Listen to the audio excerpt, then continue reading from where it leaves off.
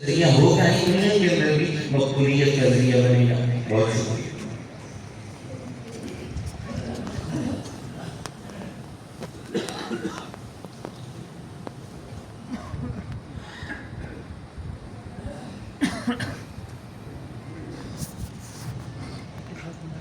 ونصلي على رسوله الكريم.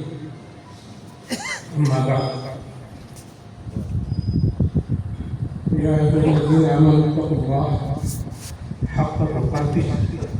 ولا تموتن إلا وأنتم مسلمون. صدق الله. محترم سامعین، سب سے پہلے تو میں آپ تمام حضرات کا اپنی طرف سے، اپنی تمام برادری کی طرف سے، اپنے تمام مراحبین کی طرف سے شکریہ ادا کرتا ہوں کہ رمضان المبارک کے اندر، روزے کی حالت کے اندر، اور اکثریت حضرات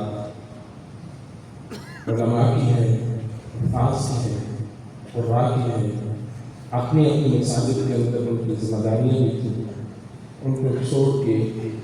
وہ والد صاحب کے ساتھ ایک جو احترام کا رشتہ تھا، ایک تعلق تھا، ایک نسبت تھی، ایک جو خونی رشتے تو تھے ہی تھے، خونی رشتے سے بڑھ کے بعض لوگوں کے ساتھ ایک تعلق اور رشتہ تھا، اس رشتے کا لحاظ کرتے ہوئے آپ یہاں پہ تشریف لائے. ہمارے پاس الفاظ نہیں، اور اس موقع پہ ساتھ میں جو معذرت بھی کرنا چاہتا ہوں کہ بہت بڑے علماء، شیخ الحدیث اور جید علماء جو بہت اچھا بول سکتے ہیں، بات کر سکتے ہیں، موجود ہیں، لیکن بڑے کے ساتھ ساتھ چھوٹے ہمارے عزیز بھی جو مجھ سے کہیں بہتر بات کر سکتے ہیں وہ موجود ہیں، لیکن میں بات کی جسارت کر رہا ہوں تو اس کی ایک وجہ ہے، صرف کچھ درد دل آپ کے سامنے رکھتے ہیں. ایک ایسا موقع ہے کہ اگر الفاظ کے چناؤ کے اندر یا کوئی ایسی بات جو بھی میں کروں گا وہ شاید بے ربط ہوگی، الفاظ سے چناؤ بہتر نہیں ہوگا، ایک بے ترتیب سی بات ہوگی. بہرحال لیکن کچھ ایک باتیں میں ضرور آپ سے کہنا چاہتا ہوں. سب سے پہلے تو ایک بحثیت والدین کے ہم سب کو، جیسے عزیزم بھائی سلیم صاحب نے کہا ہے کہ ایک ہمارے معاشرے کے اندر سب سے پہلے میں اپنی بات کرتا ہوں کہ کمی ہے کہ والدین کی جو نعمت ہوتی ہے زندگی کے اندر ہم اس کو کم قدر کرتے ہیں، اور جب یہ سایہ اٹھتا ہے تو بندے کو ایسے محسوس ہوتا ہے کہ جیسے چھت کی میرے اوپر ابھی نہیں رہی، میں کھلے آسمان کی طرح پہلے موسم سے، گرمی سے، سردی سے، حالات کے تغیروں سے وہ ایک سایہ بھی دے رہا ہوتا ہے، تحفظ بھی فراہم کر رہا ہوتا ہے، اپنے آغوش کے اندر دیا ہوتا ہے، انسان عمر کی کس حد پہ بھی پہنچ جائے. والدین وہ اسی طرح ہی. مجھے یاد ہے میں اس نیت کے ساتھ یہ بات کرنا لگا ہوں کہ والدین کی رہنمائی کی انسان کو ہر سٹیج پہ ضرورت ہے. 40 سال سے زائد کرنے کی عمر ہوتی ہے اور ایک شوق پیدا ہوا کہ بھائی لندن جانا ہے، اپنا UK اسلامک مشن والے آئے ہوئے ہیں کہ انہوں نے سلیکٹ کرے. انہوں نے کہا میری نیوی کے اندر 18 سال سروس ہو چکی تھی اور 18 سال کے بعد ہمارے پاس آپشن ہوتا ہے، ہم چاہے تو آگے کرنے، چاہے کنٹینیو کریں اور چاہے تو اس کو وہاں پہ انبلیو کریں. تو انہوں نے مجھے کہا کہ آپ انبلیو کرتے ہیں، ہماری طرف سے آپ سے. میں نے والد صاحب سے ذکر کیا. صرف اور صرف میں اس لیے عرض کر رہا ہوں کہ ہر اسٹیج پہ بڑوں کی رہنمائی کی ضرورت ہوتی ہے. والد صاحب نے جملہ ایسا فرمایا جو مجھے آج بھی بالکل لفظ یاد ہے. انہوں نے کہا کہ پتر درویش اپنے بچے پڑھا تو درویش وقت گزار. اور مجھے یقین کریں کہ اس جملے نے اتنی رہنمائی مجھے کی اور میں نے وہ لندن والا پروگرام بہرحال چھوڑ دیا. میں تحریک نعمت کے طور پہ کہتا ہوں کہ ماشاء اللہ میری ایک بیٹی ڈاکٹر ہے اور جہاں پہ اس یونیورسٹی سے پڑھی ہے جہاں پہ سب سے بیٹھے ہیں یونیورسٹی کا ساتھ ان کے پاس آتے کہتے ہیں اتنی فیس لے لو کروڑ اور کروڑ روپے ہم یہ اس سے ڈبل ڈونیشن دیتے ہیں ہمارے بچے کو داخلہ کرتے ہیں وہاں پہ اللہ نے بھی داخلہ کرتے ہیں. تو یہ ایک بڑوں کی رہنمائی کے اندر تھا. میرا اصل کہنے کا مقصد یہ ہے کہ اگر ہم بڑوں کی رہنمائی کے اندر چلیں کتنے ہو جائیں کتنے بڑے ہو جائیں آپ پہ ہمارا تجربہ ہے ہمارا یہ علم ہے تو ہم اگر بڑوں کی رہنمائی کے اندر چلیں تو اس کی برکات اور وہ اس کا ایک اپنی ایک غلامیت ہوتی ہے اس کے اپنا ایک فیض ہوتا ہے. تو بہرحال یہ ہمارے والد محترم کو یہ آپ میں سے جتنے حالات میں چاہے وہ ایک دن مدرسے کے اندر آیا چاہے وہ زیادہ اثر آیا اس بات کی گواہی دے گا کہ جتنا تربیت کے اندر انہوں نے ہمارا خیال رکھا جتنا شفقت ہمارے لیے مشفق تھے مربی تھے اس سے کہیں بڑھ کے ہر اپنے شاگرد کے لیے وہ مشفق ہر اپنے شاگرد کے لیے آنے والے بچے کے لیے اتنی ہی زیادہ ایک ہمدردی خیرخواہی اخلاص کا درجہ رکھا بہت زیادہ حد سے زیادہ. بارہ ایک ہوتا ہے ہر بہت سارے مدارس چل رہے ہیں اور بلا شبہ وہ بھی اخلاص کے ساتھ چلا رہے ہیں لیکن ایک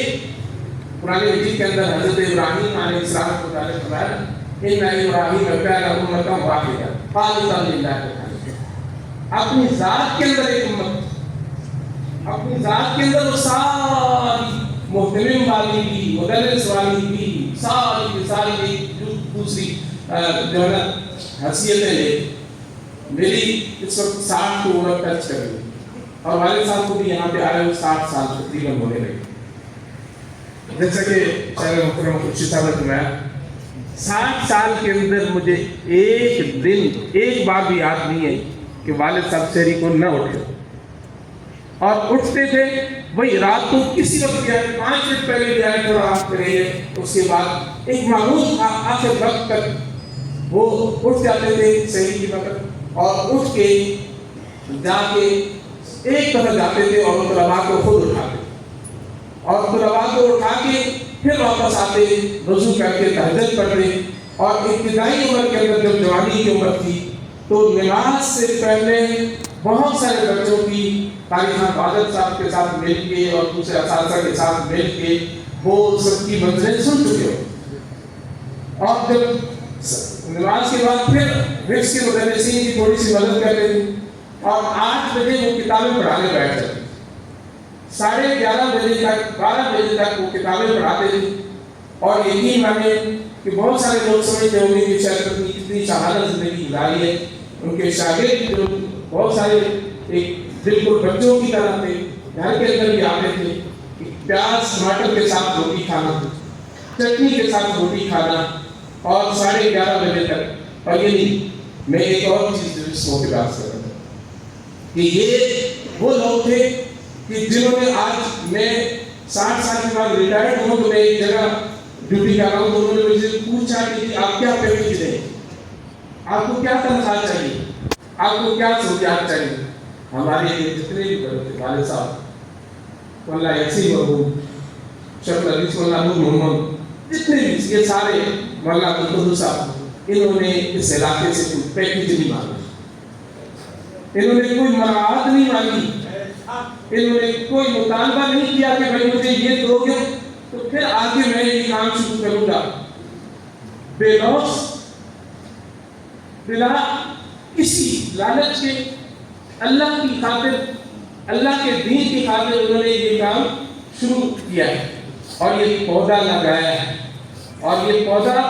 جو لگایا تھا جہاں پہ جب بنجر زمین تھی اس کے اندر محنت کی ایک بیج بویا آج وہ بیج جو ہے ایک پودا سے ہٹ کے ایک گلشن بن چکا ہے ایک باغ بن چکا ہے. ابھی اس باغ کے بننے کے بعد اگر جو اس مدرسے کا بندہ ہے اور جو ان کے ساتھ تعلق وہ سمجھتا ہے کہ واقعی انہوں نے اخلاق سے کام کیا ہے تو اس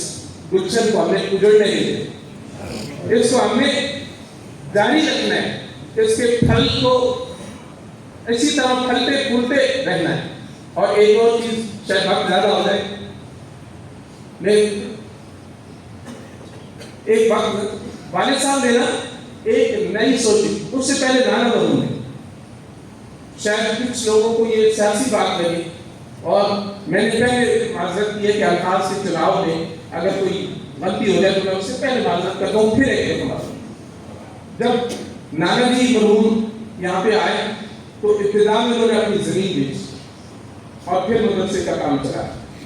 और फिर उनकी एक सोच थी कि दीनी सोच के लोग, जब उस वक्त हमारे इलाके की सोच ये होती थी कि ये मौलवी जो होता है ये तो मस्जिद के अंदर बस नमाज़ें पढ़ाए, हमारा जनाजा पढ़ा दे और बस। तो नाना जी ने शेख रईस मौलाना मोहम्मद मरहूम को तैयार करके, वो एक दारुल देवबंद से जब फारिग होकर आए थे तो उस वक्त दारुल देवबंद से जो फारिग होकर आता था तो उसको लोग सोने के साथ तोड़ के देने को तैयार होते थे। वो भी दरवेश के आलम में यहाँ पे बैठ गए, उनकी भी कदर उसी अंदाज से था। तो वो नाना जी मरहूम ने उनको तैयार किया कि भाई ये दूसरे लोग, मुखालिफिन लोग, मुखालिफ नजरिए वाले लोग, हमारे सारे लोग, हमारे वो सियासत के अंदर हावी है, वो हमारे फैसले करते हैं, वो आके हमें सिखाते हैं। तो दीन पढ़ के आप आए हैं, उलूम आपके पास है, इल्म आपके पास है और सारे लोग नमाजें आपके पीछे पढ़ते हैं, फैसले जाके दरवाजे में से कराते हैं। तो लिहाजा उन्होंने उनको तैयार किया कि उस वक्त बीडी मेंबर होते थे। मैं शायद बहुत कम लोगों को ये तारीफ याद हो कि बीडी मेंबर होते थे और मौलाना शेख रईस मौलाना उनको तैयार किया कि आप इलेक्शन लड़े और वो लड़े और वो कामयाब हुए। और नाना को उस वक्त कहते थे कि भाई एक तरफ दीन न थमे और दूसरी तरफ बिल्कुल जिस तरह तुम्हारे नजदीक ना ताल्लुक ही कभी वो चाहते तो कुछ जरा सोचो तो सही। तो उस वक्त ये सोच उन्होंने दी। फिर वालिद मरहूम ने एक मौका था 70 की दहाई के अंदर जब एक नाम नहाद थी जो शराबी भी थे, मुझे शायद जनाजे के अल्फाज कहने चाहिए या नहीं कहने चाहिए, मैं फिर एक कदम माजरत करता हूँ। और वो जब इलाके के अंदर आते थे तो लोग उनकी गाड़ियों के टायरों की, खवातीन उनकी धूड़ अपने ऊपर लगती थी, ऐसी जहालत। और उनके आगे कोई इलाके का मुअज़्ज़ज़ आदमी सामने आने को तैयार नहीं होता था। तो उस वक्त मौलाना अब्दुल कुद्दूस मरहूम कौमी इत्तेहाद था और वालिद साहब मिलके, मुझे याद है कि हर नमाज के बाद, हर एक नमाज के बाद उन्होंने प्रोग्राम बनाया था, फलां के पास जाना है, फलां के पास जाना है। और उस वक्त उनको इलाके के अंदर अगर चैलेंज किया तो सिर्फ और सिर्फ इलाके के अंदर अगर चैलेंज किया तो ये हमारे वालिद मोहतरम थे और मौलाना उनके साथ। तो ये चैलेंज, ये एक अंदाज दिया है लोगों को एक नई सोच का, सर उठा के इस अंदाज के साथ और जीना। फिर इस मौके पे एक और जो चीज है कि बहुत सारे लोगों को उनकी शख्सियत के मुताबिक गलतफहमी भी हो। उनकी एक जिंदगी है, एक जिंदगी, उनका मैसेज क्या है कि अनथक मेहनत है, जुहद मुसलसल है और हौसला नहीं हारना, हिम्मत नहीं हारना। मुखालिफ से मुखालिफ के साथ भी बात करनी है तो एहतराम के साथ, अदब के दायरे के अंदर रह के उसकी इज्जत नफ्स का ख्याल रखते हुए बात करनी है। ये उनकी जिंदगी है सबसे। और एक और चीज जो उनकी वफात है, कल एक्चुअली यौम वफात कल, जरा सारे पढ़ा लिखा मेहमान मौजूद है। कल 17 रमजान, 17 रमजान यौम बद्र है, 17 रमजान यौम फुरकान है, 17 रमजान हक और बातिल के दरमियान कुरान ने उसको कहा है कि तमीज़ करने वाला दिन। तो उस दिन को उनकी वफात ये बताती है कि उनका इखलास, उनका हक पे होना, उनका दिलाहियत, उनका ये उनकी यानी जिंदगी भी मैसेज थी, उनकी वफात भी हमें मैसेज दे दी है। और इस मौके पे मैं एक और चीज जो बहुत सारी थोड़ा सा एक चीज मैं आज चल रहा हूँ कि इमाम शाफी रहमतुल्लाह ताला का एक मशहूर है, बहुत सारा हमारा शब्द है, इसको अभी